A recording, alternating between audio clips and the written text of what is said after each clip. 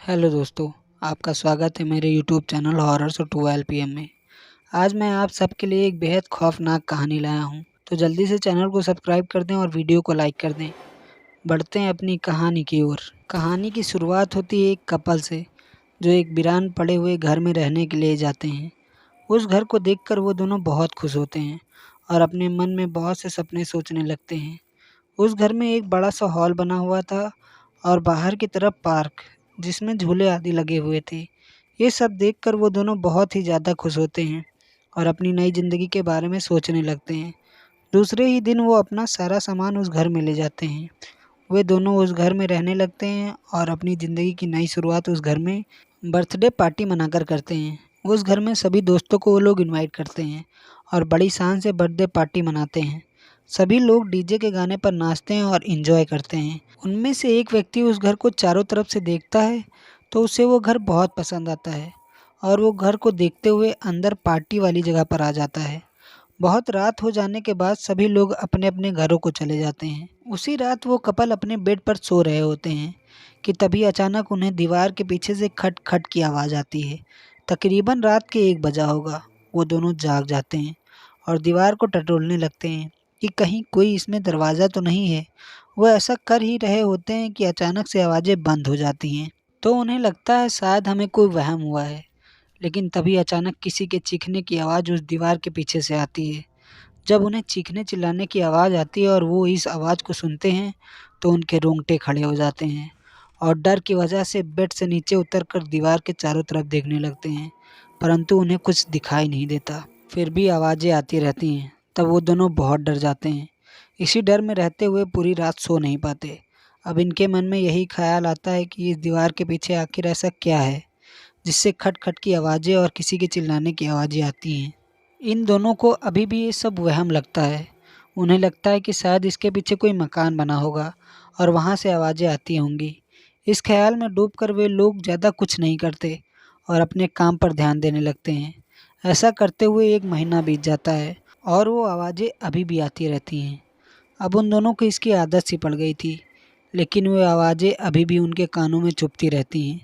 फिर एक रात कुछ ऐसा होता है कि उनका सारा वहम टूट जाता है।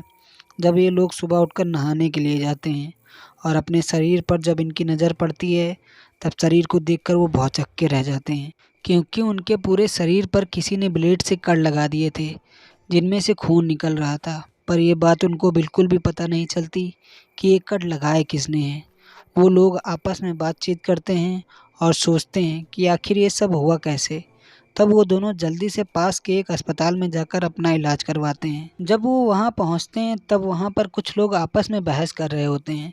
उनमें से एक बंदा कहता है कि बहुत साल पहले यहाँ पर एक चंदू नाम का आदमी घूमता रहता था और वो प्रत्येक व्यक्ति को अपना शिकार बना लेता था।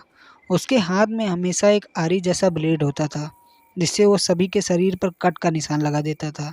उनकी बातों को सुनकर वो दोनों बहुत ज़्यादा घबरा जाते हैं और उस आदमी से पूछते हैं कि वो आदमी जो कट का निशान लगाता था, अब वो कहाँ पर है। तो वो लोग बताते हैं कि उसे तो पुलिस ने पकड़ लिया था और उसे एक इनकाउंटर में मार दिया गया था। उस आदमी की बात को सुनकर वो दोनों बहुत ज़्यादा डर जाते हैं, क्योंकि उनके साथ भी कुछ ऐसा ही हो चुका है। अब दोनों अपने घर जाते हैं और जैसे ही वे घर पर पहुंचते हैं, तब उन्हें वही आवाज़ फिर से सुनाई पड़ती है।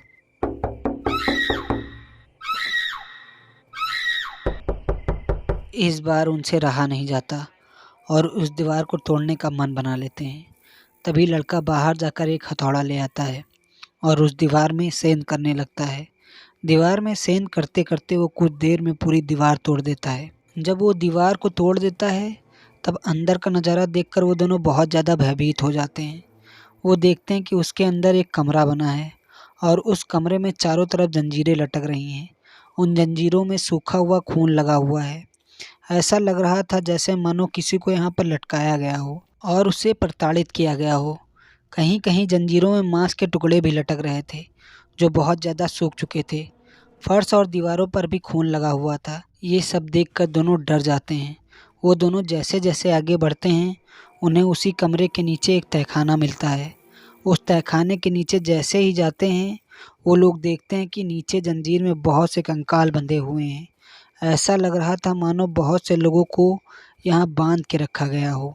वो दोनों अब बहुत ज़्यादा डर जाते हैं और जल्दी जल्दी से निकलना चाहते हैं, लेकिन जब वो दोनों ऊपर अपने कमरे की ओर जाने लगते हैं तो वहाँ से जा नहीं पाते, क्योंकि वही चंदू की आत्मा लड़की के शरीर में घुस जाती है और लड़के पर हमला कर देती है। लड़का किसी तरह से वहाँ से भागता है और अपने आप को बचाता है। लड़की बहुत कोशिश करती है कि वो अपने बॉयफ्रेंड को ना मारे, लेकिन चंदू की आत्मा लड़की पर हावी होती जा रही थी। ये सब देखकर लड़का बहुत परेशान हो जाता है और उस लड़की को वहीं बंद करके एक तांत्रिक के पास जाता है और तांत्रिक को सारी बात बताता है और उन्हें बुलाकर अपने घर लाता है। तांत्रिक को देखकर चंदू की आत्मा लड़की को छोड़कर चली जाती है। तांत्रिक लड़की के ऊपर मंत्र फूंकता है और भस्म से उसके माथे पर टीका लगा देता है, लेकिन कुछ देर बाद ही चंदू की आत्मा तांत्रिक के ऊपर हमला कर देती है। तांत्रिक और चंदू की आत्मा के बीच घमासान युद्ध होता है, जिसमें तांत्रिक बुरी तरह से घायल हो जाता है। चंदू की आत्मा अब उस लड़के के पीछे पड़ जाती है और उस लड़के को मारने ही वाली होती है कि इतने में तांत्रिक को होश आ जाता है और वो अपने मंत्रों से आत्मा को वश में कर लेता है और पूछता है कि तुम इन दोनों के पीछे क्यों पड़े हो। तब वो आत्मा कहती है कि ये दोनों जिस घर में रह रहे हैं वो घर कभी मेरा था और एक दिन उसकी पत्नी उसे छोड़कर किसी दूसरे के साथ भाग गई थी और ये सब मुझे बर्दाश्त नहीं होता। फिर मैं सभी महिलाओं को बुरी नज़र से देखने लगता हूँ और अपने ही घर में तहखाना बनाकर उनमें महिलाओं को बंदी बनाकर उनको टॉर्चर करता था। लेकिन एक दिन पुलिस ने उसके घर पर छापा मार दिया और उसे इनकाउंटर में मार दिया गया था, जिसकी वजह से उसकी आत्मा इस घर में भटक रही है तथा इसका घर सील कर दिया गया था। परंतु इन दोनों ने आकर तहखाने का रास्ता खोल दिया, जहाँ से मैं आज़ाद हो गया और इस लड़की के ऊपर हावी हो गया और अब मैं इस लड़की के साथ इस लड़के को भी मार दूंगा। तब तांत्रिक ने कहा कि मेरे होते हुए तू इन दोनों को छू तक नहीं सकता और ना ही इनका बाल भी बांका कर पाएगा। फिर तांत्रिक ने अपनी दिव्य शक्तियों से उस आत्मा को अपने कब्जे में करने के लिए मंत्रों का उच्चारण करने लगता है कि तभी वो आत्मा दोबारा उस लड़की के शरीर में घुस जाती है और लड़की को हवा में उठा देती है। लड़की 3 फुट ऊपर उठकर नीचे गिरती है, जिससे लड़की को बुरी तरह चोट लग जाती है। तभी तांत्रिक अपने झोले में से एक काली गुड़िया निकालता है और उस गुड़िया में मंत्रों का उच्चारण करता है। ऐसा करने से चंदू की आत्मा उस काली गुड़िया के अंदर जाती है। तांत्रिक उस गुड़िया में मंत्रों से सिद्ध हुई कील चुभोता है। कील चुभोते ही चंदू की आत्मा उस गुड़िया में हमेशा हमेशा के लिए कैद हो जाती है। तो दोस्तों, अगर कहानी अच्छी लगी हो तो वीडियो को दोस्तों में शेयर ज़रूर करें। फिर मिलते हैं ऐसी डरावनी कहानी के साथ, तब तक के लिए जय श्री राम।